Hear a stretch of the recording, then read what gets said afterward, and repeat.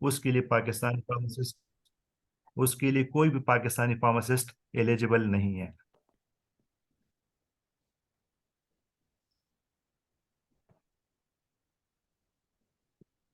Managerial positions जो है यहाँ पे आजकल उस पे कोई भी एक्सपाट्रिएट को ये लोग नहीं ले रहे। उसकी वजह है सऊदीजाइजेशन रूल। सऊदीजाइजेशन रूल क्या है? I will discuss it in the next coming slides. जो थर्ड मेन अपॉर्चुनिटी है पाकिस्तानी फार्मासिस्ट के लिए वो है फार्मास्यूटिकल इंडस्ट्री। नॉर्मली हमारे लोग कम्युनिटी में जाते हैं, यहाँ नहीं आते, लेकिन जिसका एक्सपीरियंस हो फार्मास्यूटिकल्स में, जिसका क्यूए में, क्यूसी में, प्रोडक्शन में, वो यहाँ पे काफ़ी लक्रेटिव पैकेजेस ले सकते हैं। उनको they can be assigned as a quality assurance inspector, they can be assigned as a role of a QC analyst, they can be a warehouse pharmacist, they can be assigned as a production pharmacist, but to mention not manager production pharmacist, only production pharmacist। सऊदीजाइजेशन के कुछ rules लागू हुए हैं जो मैं आगे discuss करता हूँ। रिसर्च R&D में भी ये लोग पाकिस्तानी फार्मासिस्ट आ सकते हैं। फोर्थ जो मेन मार्केटिंग में है, ये काफ़ी अट्रैक्टिव पैकेजेस में होते हैं। कुछ लोकल कंपनी सब एजेंट्स या मल्टीनेशनल आपको हायर करते हैं for their specified group of products या जनरल प्रोडक्ट्स।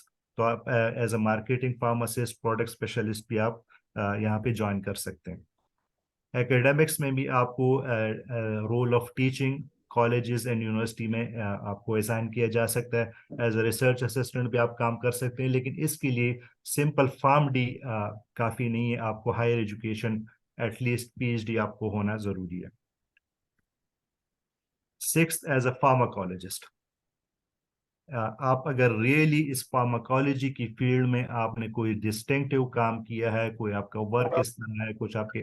बस में गैस लगा हुआ है रू बंदगी सही है तमाशे को चुबे वो चिकरी का ना गैस पे बस बंद के सही था तो रोटाई मोटाई रोडन जो राजमा हेलो, बिल्कुल न रहे गैस पे बस वो लोग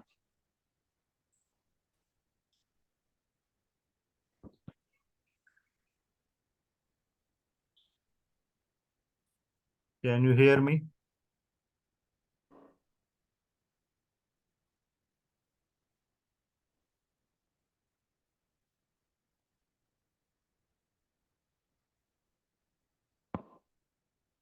Admin, please confirm, can you hear me?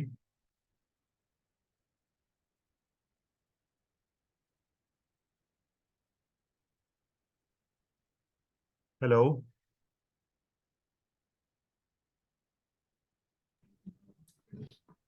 Hello sir, we can hear you.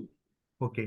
Six, as a pharmacologist, और इसमें एक खुशाइन बात यह है कि अगर आप फार्माकोलॉजी की फील्ड में आपने एक्सेल किया है, काफ़ी डिस्टिंक्टिव काम आपने किया है, तो गवर्नमेंट ऑफ सऊदी अरेबिया आपको सिटीजनशिप भी प्रोवाइड कर सकती है। इवन आप इधर 50 साल गुजारे, ये लोग आपको सिटीजनशिप नहीं ऑफर करते, लेकिन आप अगर एक अच्छे फार्माकोलॉजिस्ट हैं, आपने इसमें कुछ काम किया है, नाम कमाया है, तो they will definitely give you the citizenship.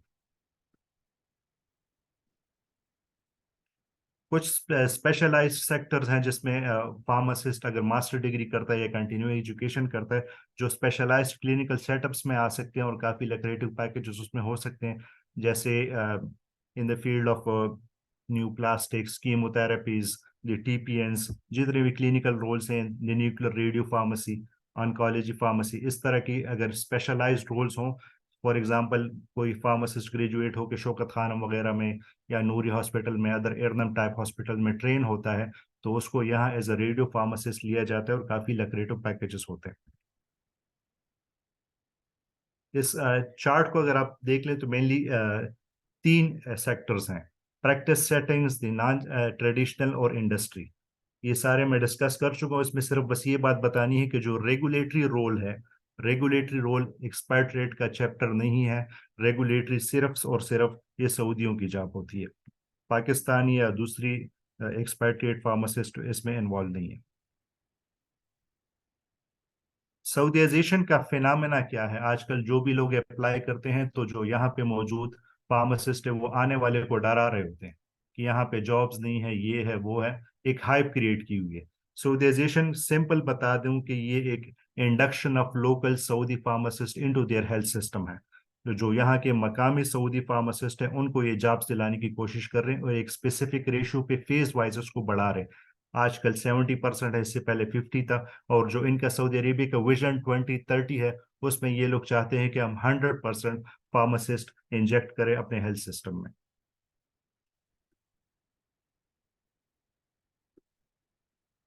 लेकिन इसमें कुछ एक्सेप्शंस हैं। एक्सेप्शंस ये हैं कि सपोज अगर आपका स्पॉन्सर, आपकी कंपनी जिसके पास, जो छोटी कंपनी है जिसके पास सिर्फ 4 फार्मासिस्ट हैं, तो उस पे ये सऊदीजाइजेशन का फिनोमेना अप्लाई नहीं होता। अगर कोई कफील है, कोई कंपनी है जिसके पास 4 फार्मासिस्ट हैं या 4 फार्मेसीज हैं, ठीक है, उसमें वो एक्सपैट्रिएट पाकिस्तानी अजनबियों को ले सकते हैं, उसमें सऊदी को इंजेक्ट करने की ज़रूरत नहीं है, सऊदीजाइजेशन का रूल उस पर अप्लाई नहीं होता।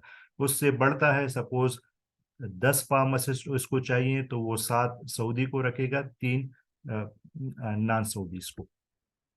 आजकल सऊदी अरेबिया में यही रूल चल रहा है कि हर एक फार्मासिस्ट ने, जो सऊदी फार्मासिस्ट है, उसने अपनी चेन खोली है 4 फार्मेसी की, और एक्सपैट्रिएट जो प्रेफरेबली पाकिस्तानी होते हैं उनको सेलेक्ट कर रहे होते हैं। एक शॉर्टकट बता देता हूँ कि पाथवे आपका सऊदी अरेबिया में आप एंटर कैसे हो सकते हैं। सबसे पहले एलिजिबिलिटी आपकी फार्म डी की डिग्री है, और उसके बाद आपके पास कैटेगरी का होना लाजमी है। तो जो भी ग्रेजुएट फारिग होते हैं सबसे पहले वो अपनी कंसर्न यूनिवर्सिटी से डिग्री के लिए अप्लाई करें, और साथ ही अपने प्रोविंशियल फार्मेसी काउंसिल से कैटेगरी के लिए अप्लाई करें। ये बहुत ही ज़रूरी है। और इसके साथ साथ कम अज़ कम आप residency programmes in the local hospitals या इंडस्ट्री ज्वाइन करें। मतलब जॉब करना ज़रूरी है, तो आपका आपका बेसिक जो एक्सपीरियंस है वो डेवलप हो जाए, क्योंकि यहाँ पे आपको सीधा काम पे डाला जाएगा, आपको सीधा फार्मेसी में बिठाया जाएगा, आपको फिर सिखाया नहीं जाएगा। स्ट्रेट अवे अपना काम करने से पहले से आपका बैकग्राउंड एक्सपीरियंस होना बहुत ज़रूरी है। जब आपके एक्सपीरियंस हो जाए साल 2 का, तो आप डेटा फ्लो, एक प्रोसेस है, उसको इनिशिएट करें। डेटा फ्लो बेसिकली जो आपके डॉक्यूमेंटेशन है, इनकी वेरिफिकेशन का एक प्रोसेस है।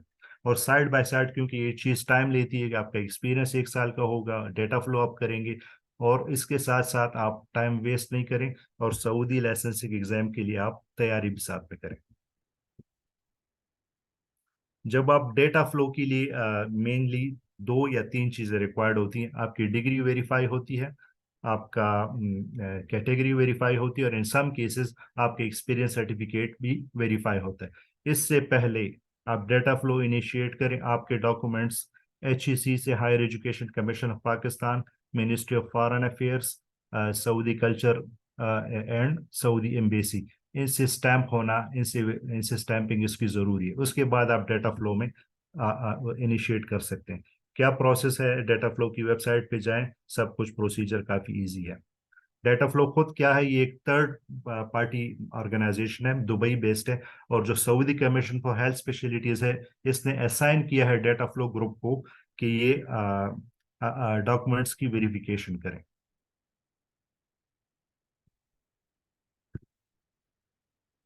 इसके बाद जब आप फार्म डी हो गई, कैटेगरी आ गई, 1 साल का एक्सपीरियंस आ गया, आपके डाटा फ्लो हो गई, आपके डॉक्यूमेंट स्टैंपिंग हो गई, तब आपने टेस्ट के लिए अप्लाई करना है। इन द मीन वाइल जो सारे प्रोसेसेस चल रहे थे, उस वक्त तक आप टेस्ट की तैयारी करते जाएं।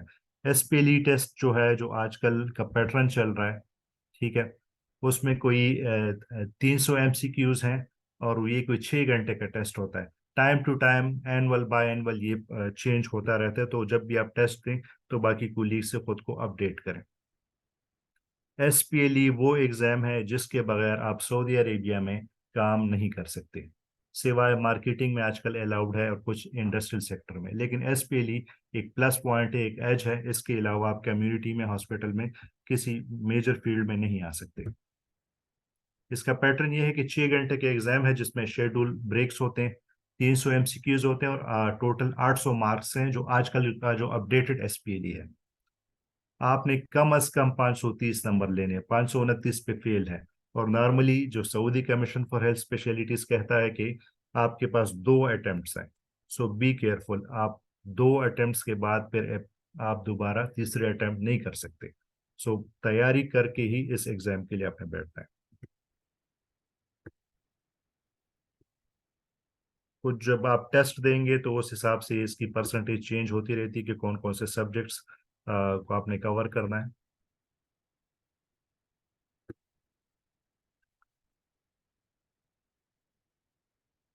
इसके बाद डाटा फ्लो एसपीएल एग्जाम आपका पास हो गया तो आपको वीजा के लिए अप्लाई करना है।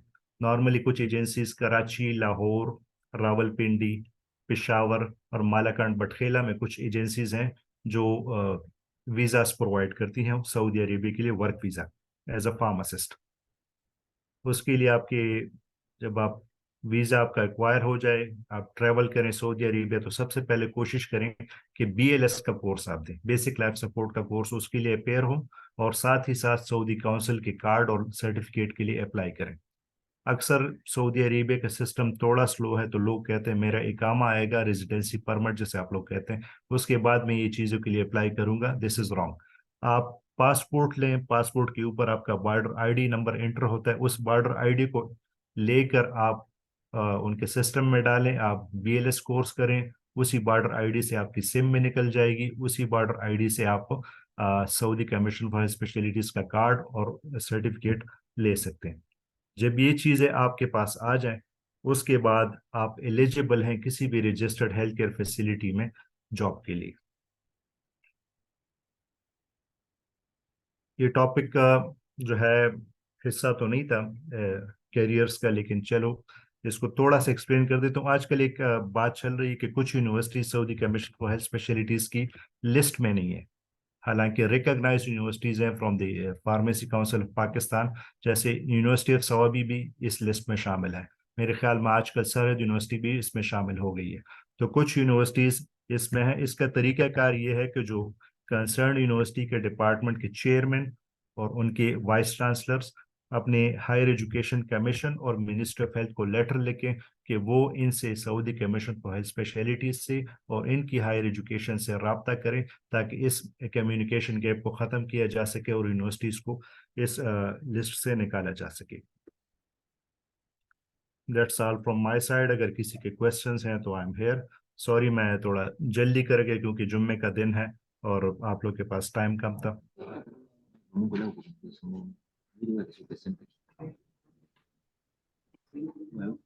Thank you, sir, for your valuable time. Any questions, please? Anyone got a question? अच्छा, इस तरह के सेशन इंशाल्लाह कंटिन्यू करेंगे, लेकिन ब्रेक होगा 1:30 तक।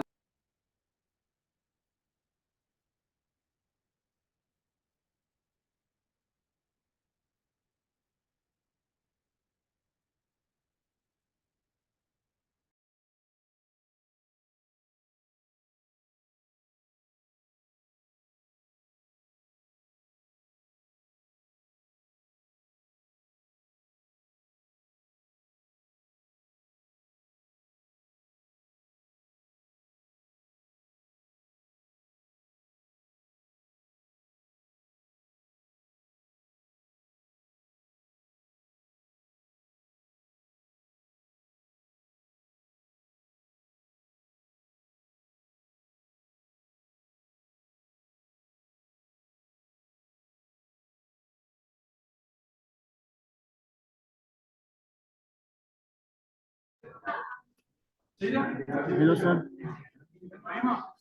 हेलो।